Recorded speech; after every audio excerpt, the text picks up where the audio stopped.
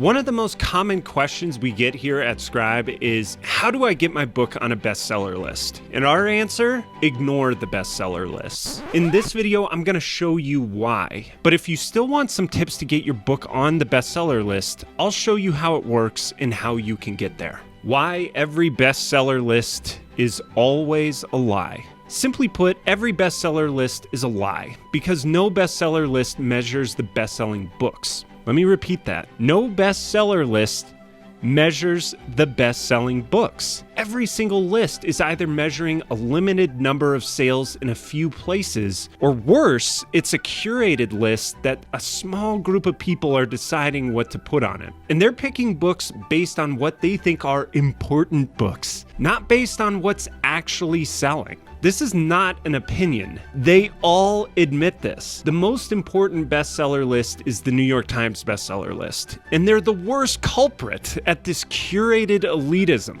They readily admit that their list is only reflective of books that are selling at a certain number of bookstores and online retailers around the country, but not an actual bestseller list. Do you know why they have to admit this publicly? They were sued about it. So remember The Exorcist? So before it became a popular movie, it was actually a novel by author William Blatty, and it sold like gangbusters. 10 million copies sold to date. But even after selling tons of copies, it didn't appear on the New York Times bestseller list. Now, William rightly claimed that the New York Times was intentionally excluding it for editorial reasons. The book was considered really controversial at the time, understandably, and he claimed that their decision cost him millions of dollars in sales. He lost the case. But why? Because the New York Times defense was that the list did not purport to be an object compilation of information, but instead was an editorial product. The New York Times won the case in multiple rulings all the way up to the Supreme Court based on the argument that the list is not supposed to be accurate. It just reflects their judgment. It's a valid legal argument, but for you, it means that the New York Times admitted their bestseller list is a popularity contest. It's not a list of best-selling books. They select who they will and won't put in the cool kids club. It's like high school all over again. The same thing is true to different degrees with the other major bestseller lists, like the Wall Street Journal, USA Today, Publishers Weekly. They all play the same game. Why most authors are better off not trying for bestseller lists. Right now you might be thinking, okay, even if it's all true, being a best-selling author is still a goal of mine and I want to go for it. Okay, that's fine. I'm not telling you it can't be a goal, but before you decide to go do it anyway, you need to be aware of two things. Number one, how hard it is to do and the trade-offs that are involved.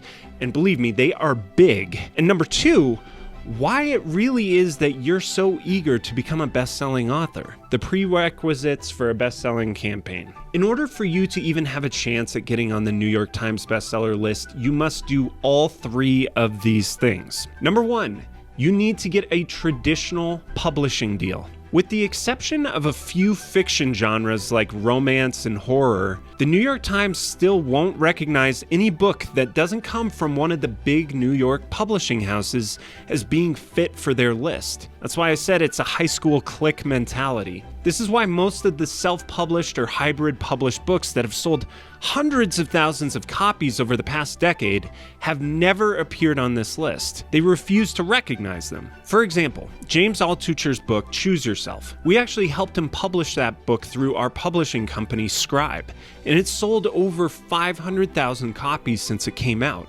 It even appeared on the Wall Street Journal bestseller list, but no appearances on the New York Times bestseller list, even though it was outselling 99% of the books that appeared on that list since it came out. Why? Because it's not through a major New York publishing house, so they won't count it.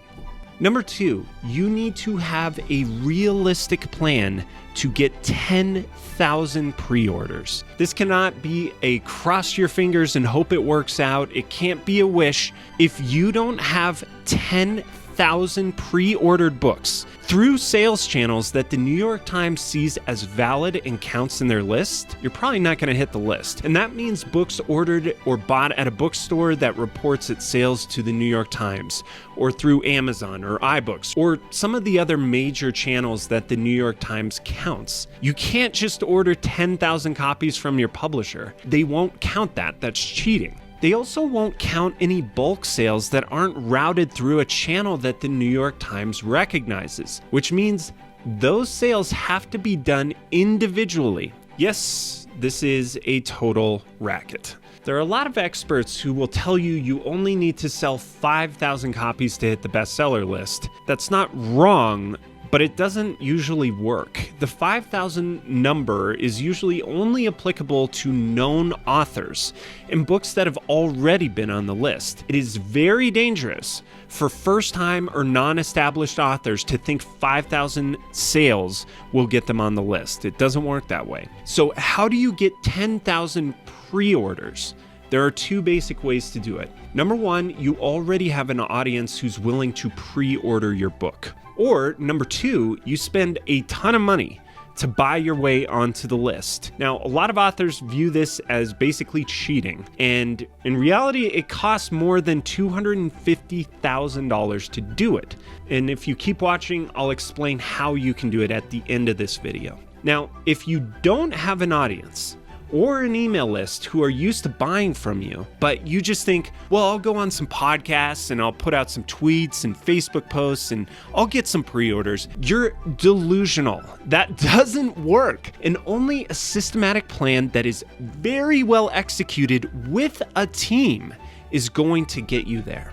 Number three, you need to get some mainstream press to validate your book. Now, this isn't 100% necessary, but the more mainstream media press that you get, the more book editors at the New York Times will consider your book to be valid. I'm serious when I said that this is a popularity contest, and if you want to be popular, you got to show up at the right places. So when I say mainstream media, I mean any media source centered around New York City, or that the coastal media elite read and take seriously.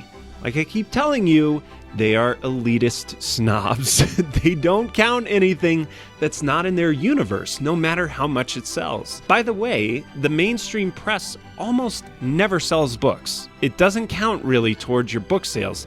This is only about getting editors at the New York Times to take you seriously. It is not about moving books. What is the trade-off for going for a bestseller list? There are 5 major trade-offs in order to go for a bestseller list. Number one, there's no guarantee that you'll get a publishing deal. It is a huge amount of effort to find an agent to represent you to a traditional publisher, and then it's really hard to do a good book proposal that will appeal to a publisher. And then you have to get offered a book deal, which in this day and age, you're not going to get unless you have a very large audience to sell into already. And many people put all this work in and they never even get offered a deal. So it's a potential huge waste of your time. Number two, your book will take a minimum of 18 months to publish. And that is from the day that you sign the deal. It's not the day you start looking. It's not the day you start working on your proposal. It is the day that you get offered and sign on the deal. Number three, you no longer own your book. You're literally selling them not only the upside profits of the book, but more importantly, you're selling them control of your intellectual property. Once they own the book, they only care about selling copies, and you can no longer do anything with that book that doesn't involve paying them for copies of it. If you want a book to help you promote you or your business, this really restricts your options. Number four, they will make you write a book that you don't want to write. If you want to position yourself as an expert in something and they don't think it appeals to enough people, they don't care about you or your business. They care about selling copies of your book. So they'll make you go broader. And they will make consistently terrible aesthetic decisions that will ruin your content for your purposes. Because again, publishers only care about selling books. And number five, you do all the work to sell it. Your publishers aren't going to market the book for you. And I cannot emphasize this enough. Publishers expect you to do all the work of selling the book for them. They don't have a plan to sell 10,000 copies of your book. That's your job. Why these trade-offs hurt most authors? Simply put, these trade-offs are not worth it for most authors. And at Scribe, most of the authors we work with are not professional writers. They're C-level executives, they're entrepreneurs, consultants, coaches, speakers, and other types of successful professionals for whom their book is not really the end goal. A book is a way to reach another goal, like getting more clients or more business opportunities. Their book can help them gain authority and credibility in their field. It can drive leads to their business. It can get them speaking gigs. It essentially acts as this amazingly effective multi-purpose marketing tool that gets them visibility. They don't need to focus on selling copies. They need to focus on writing the best possible book for their audience and their goal. Selling copies matters if book sales are your only revenue stream, which is only true for professional authors. For people in business, a book has a totally different purpose that often has zero correlation with selling copies. How to get on every bestseller list. All right, so you've decided to ignore my advice and you still want to go for the bestseller list? Fair enough. There are two principles that apply to all bestseller lists. One, velocity of sales, and two, reporting. Let's start with the first one. In this case, velocity of sales is defined as the amount of book sales within a specific period. So selling 5,000 books in a year is a good performance, right? But it's not going to get you on any of the big bestseller lists. You need to concentrate those sales in 1 week, and then you're looking at possibly hitting many of those lists. Now, it's hard to sell 5,000 books in a year. To sell 5,000 books in a week is ridiculously difficult, as evidence that only a very small percentage of all books published each year do it. In fact, barring some extreme stroke of luck, the only way we've ever seen a first-time author or a lesser-known author hit any significant bestseller list is by first creating a large platform with an installed audience that's waiting for the book, and then they sell the book into that audience. So to put it simply, creating an audience of buyers for your book prior to your release is the best way to get the velocity of sales needed to hit a bestseller list. Reporting sales is key. Now, not all book sales count for all lists because there's no list that actually measures all book sales from all outlets. In the purest sense, again, there is no such thing as a real bestseller list. Every list has their own method of counting sales, and each list only counts a fraction of places that books are sold. So Amazon only counts books sold on Amazon. The New York Times bestseller list only counts the physical bookstores that it tracks and a few online sellers, but it weighs them differently. It's important that you know that lists count sales and then focus on creating velocity of sales in those ways only. The rules of the bestseller list matter. So even though the odds are against you, it's not impossible to do it. But if you want to have a shot to make a list, you must understand how bestseller lists work, so you don't accidentally do something that interferes with the possibility of hitting the list. For example, when Mark Ecko's book Unlabel came out in 2013, it sold over 15,000 copies in its first week. But the publisher had improperly listed Ecko's book as an art book instead of a business book. And this decision alone kept the book off all the bestseller lists. So you need to know the rules to bestseller lists, because breaking them can keep your book off the list, even if it deserves to be there. So you can find the specific details for several bestseller lists in the blog post in the description below, how to get on the New York Times bestseller list and every other bestseller book list. Just use the link in the description. The cheat code, buying your way onto the list. All right, so as I said, services exist that will guarantee that you get on the list, but for a very large fee. They are really expensive, and for the most part, if you read the fine print, their results aren't actually guaranteed, despite what they claim in their ads. So it's estimated that a large number of books that hit the bestseller list are bought.